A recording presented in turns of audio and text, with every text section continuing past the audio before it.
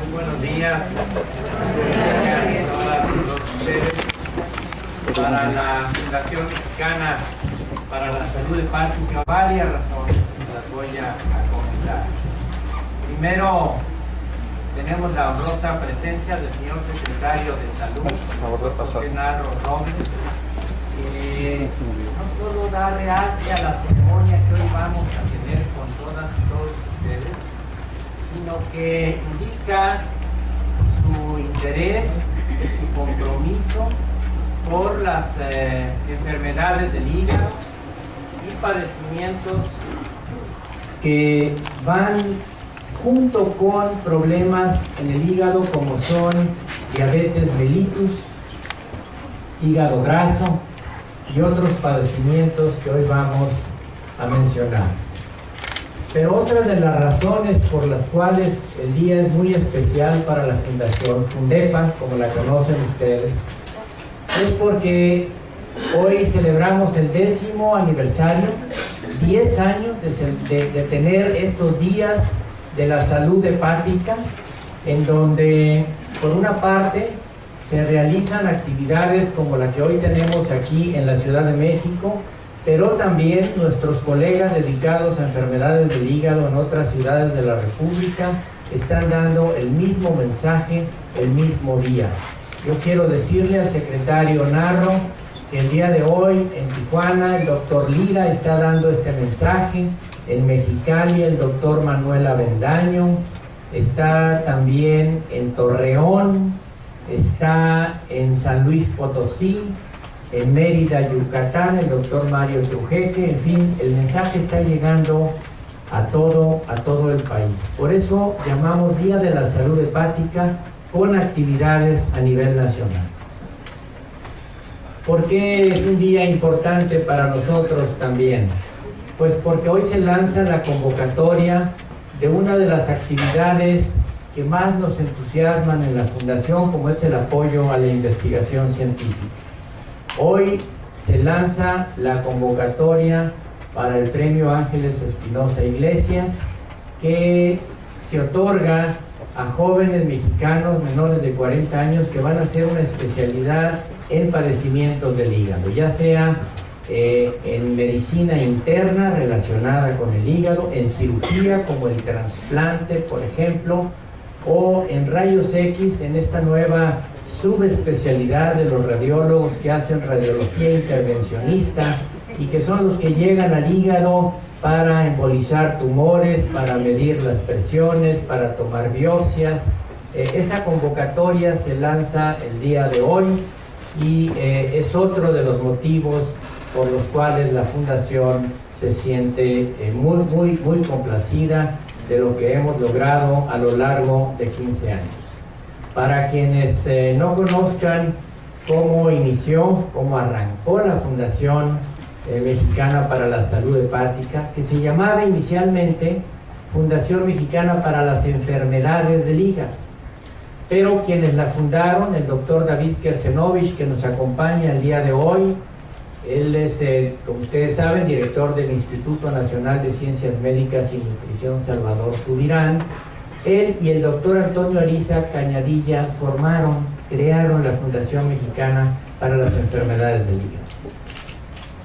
Muy poco tiempo después, el nombre viró a Fundación Mexicana para la Salud Hepática, porque se dieron cuenta y nos dimos cuenta que hablar de la salud del hígado es mucho más importante para poder prevenir las enfermedades que tenemos que tratar cuando el paciente ya está enfermo del hígado. Pero si lo cuidamos desde antes, y en eso vamos a hacer énfasis el día de hoy, podemos lograr muchísimo más. Por eso la fundación se llama Fundación Mexicana para la Salud Hepática. Quiero comentarles, como ven en esta diapositiva, que esto es semejando serpientes y escaleras, pero cómo puede avanzar el daño hepático si no nos protegemos, y cómo cuidando el hígado, haciendo estas actividades que ustedes pueden ver aquí, como la prueba del perfil hepática 1 o 2 veces al año, la prueba para hepatitis C, limitar el consumo de alcohol, actividad física todos los días, cómo podemos llegar a la meta que es cuidar el hígado. Y el lema del día de hoy, del Día de la Salud Hepática 2016, es precisamente menos diabetes, más hígado sano. Y lo que voy a tratar de mencionar para ustedes en unos minutos es esta relación entre diabetes por un lado e hígado sano por el otro, o hígado enfermo si no lo cuidamos. Quiero también presentar a ustedes a la licenciada Lucía Brown. Ella es la directora ejecutiva de la Fundación para la Salud Hepática. Estoy seguro que muchas y muchos de ustedes la conocen, pero ella es la que lleva la fundación adelante para que siga con todos los proyectos que tenemos ahí. Y quiero mencionarle al señor secretario Narro que entre ustedes, el público que nos acompaña el día de hoy, a quienes de veras agradezco muchísimo su presencia, hay pacientes, hay familiares de pacientes, tanto de padecimientos del hígado como de diabetes o hígado graso, y es para ustedes el mensaje que voy a transmitir a continuación. Y les comento, si me ayudan con la presentación, que este trabajo lo preparó un distinguido hepatólogo, un joven mexicano que se llama Aldo Torres, que trabaja con el doctor Kersenovich en el Instituto Nacional de Ciencias Médicas y Nutrición Salvador Subirán, y que está varado en algún aeropuerto de los Estados Unidos. Acudió a un congreso de gastroenterología, no pudo llegar, les ofrece una disculpa y yo lo hago en su nombre también, y voy a presentar las diapositivas del trabajo que él preparó para ustedes y que yo voy a comentar. Habla principalmente del problema mundial, global, de la diabetes mellitus. En México tiene un papel muy importante y ahora lo vamos a mencionar, pero hace énfasis en el número de pacientes con diabetes que hay en todo el mundo. Vamos a hablar de la magnitud de la diabetes en nuestro país, pero puedo decirles, y ustedes lo pueden ver, que de acuerdo a la Organización Mundial de la Salud, 347 millones de personas con diabetes. Y 24 millones más si atendemos las cifras que da la Federación Internacional de Diabetes, como dice aquí, 371 millones. México ocupa el 6º lugar mundial en diabetes. Ustedes habrán escuchado de sus médicos, habrán leído en la prensa que la genética que tenemos para diabetes mellitus no nos ayuda, así como para otras cosas relacionadas con el hígado graso y la presencia de daño hepático.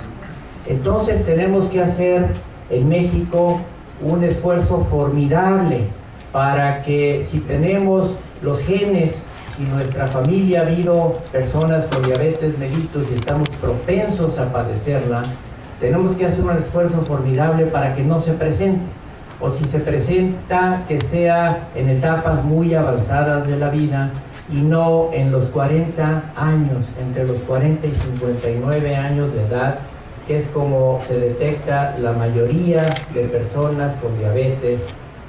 Si lográramos diferir el inicio de la diabetes, que en lugar de los 40 o los 59 años de edad se manifestara a los 70, las complicaciones ya no nos van a alcanzar, las vamos a tener a los 100 años. Entonces, es muy importante saber cuáles son esos factores que debemos de cuidar, porque tenemos, insisto, genes que no nos favorecen mucho en relación con la diabetes. Vean ustedes cómo en el mundo, y por eso relaciono lo que ocurre en nuestro país con lo que pasa también en otros países como el nuestro, en donde pacientes con diabetes que viven en países de ingresos bajos y medio, 4 de cada 5 personas ocurre.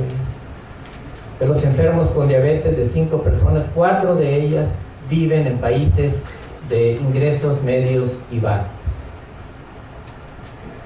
Y la otra cosa que es verdaderamente dramática es que si se presenta en edad temprana y las complicaciones de la diabetes, que ahorita vamos a ver cuáles son y que ustedes conocen seguramente muy bien, se presentan a los 60 años, pues vamos a ver que la mitad de las muertes atribuibles a la diabetes ocurren en personas menores de 60 años. Esto es algo que tenemos que modificar, esto es algo en lo que tenemos que participar todos, no solo las autoridades de salud, y aquí está la cabeza del sector, sino quienes conformamos a la sociedad, conocer estos aspectos para ayudarnos nosotros mismos a prevenir algunas cosas que podemos hacer y en las cuales voy a insistir. El doctor Aldo Torre, en su presentación, que es esta, menciona cuáles órganos afectan a la diabetes. Yo les podría decir muy fácilmente, todos. Después de 10 años de tener diabetes, aunque esté bien controlada, puede haber daño en las arterias minúsculas que van a todo el organismo.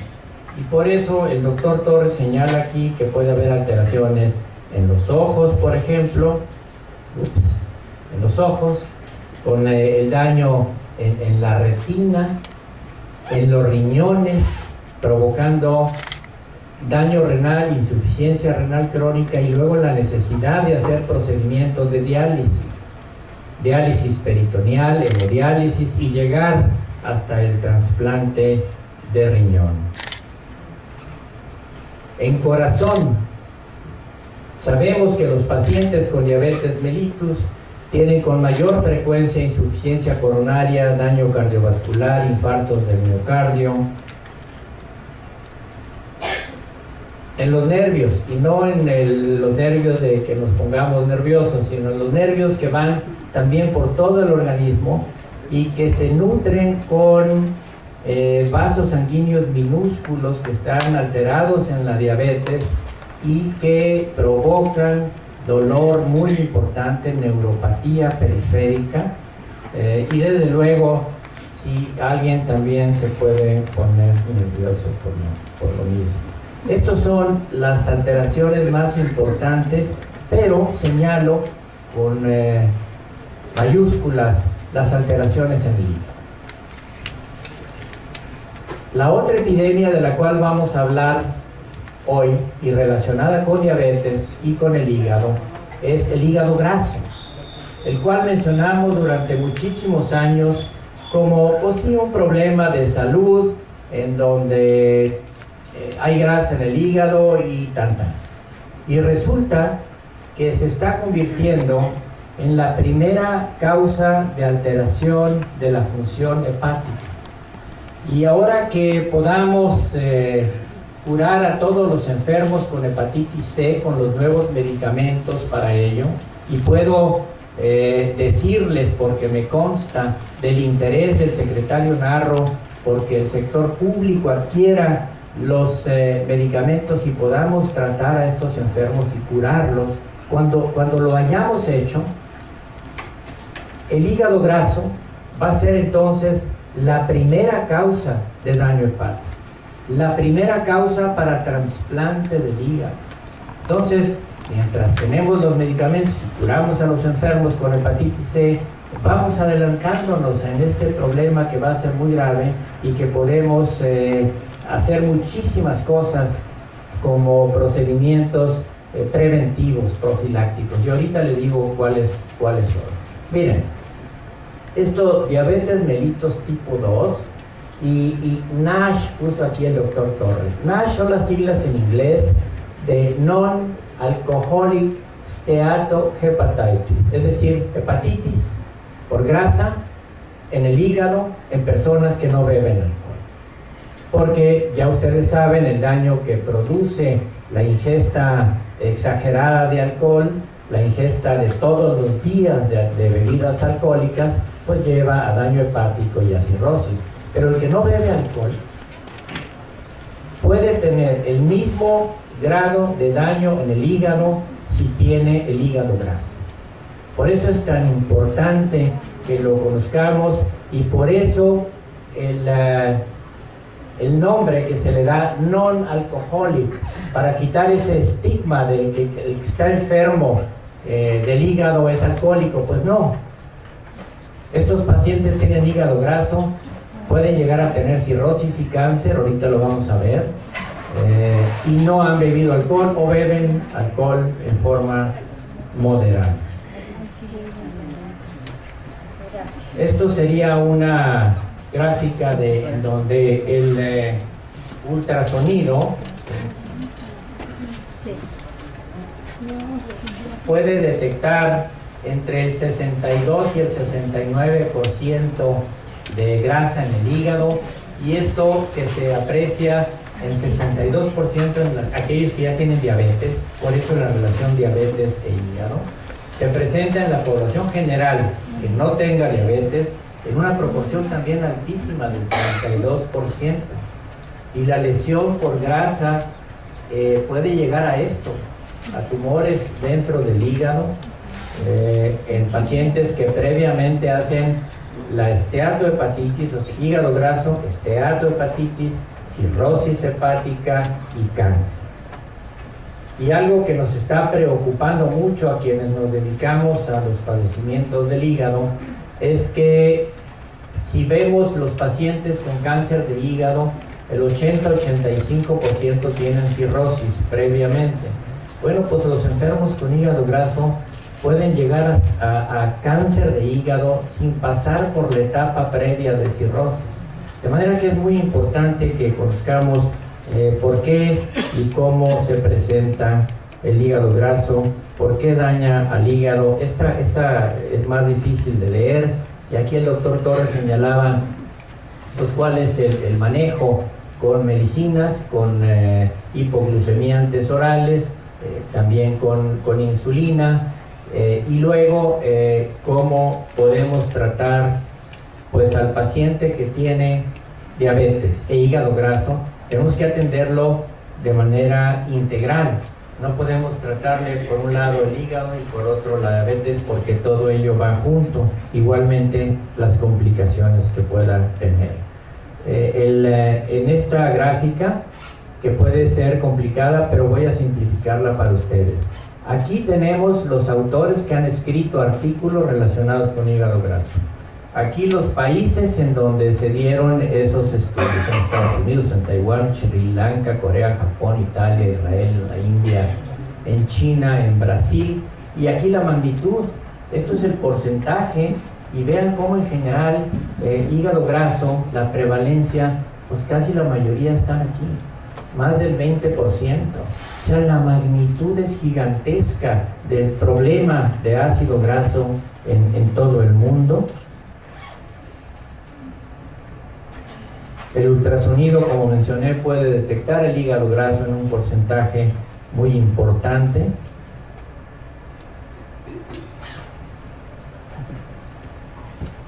En estudios hechos en Estados Unidos, y aquí regreso a la genética de nosotros, los mexicanos, en estudios hechos en Estados Unidos, las personas con hígado graso, lo que ven es que el 58% son hispanos, de raíces hispanas. Entonces tenemos aquí el conocimiento de que en esta población hay mucho mayor hígado graso, mucho mayor daño hepático, y por lo tanto la necesidad de que estemos muy alertas. El hígado graso puede empezar simplemente con depósitos de grasa en el hígado, pero avanzar en el 30% de ellos a esto que veíamos inicialmente como NASH, non-alcoholic steatohepatitis.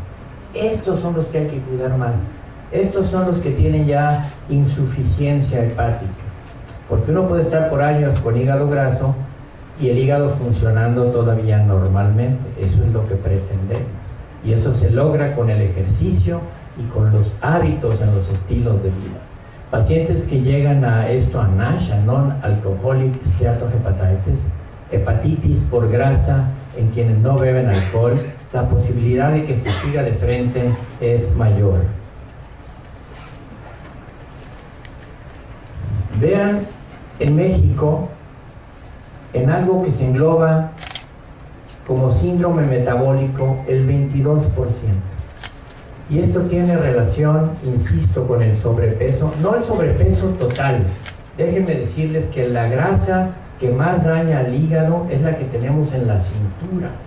Por eso es que la obesidad central, la llanta, es lo que tenemos que evitar. Esa es la grasa que se comporta de manera nociva para el hígado y que va de la mano también con alteraciones en la grasa.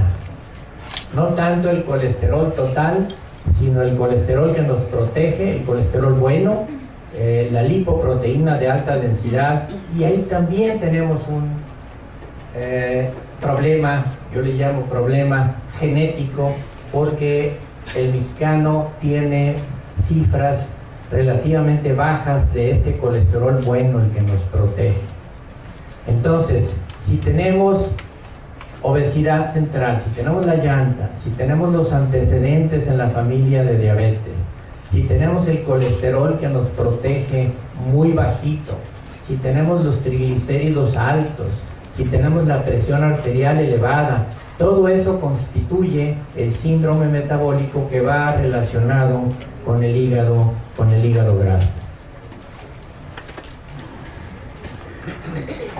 La historia natural pues es esa.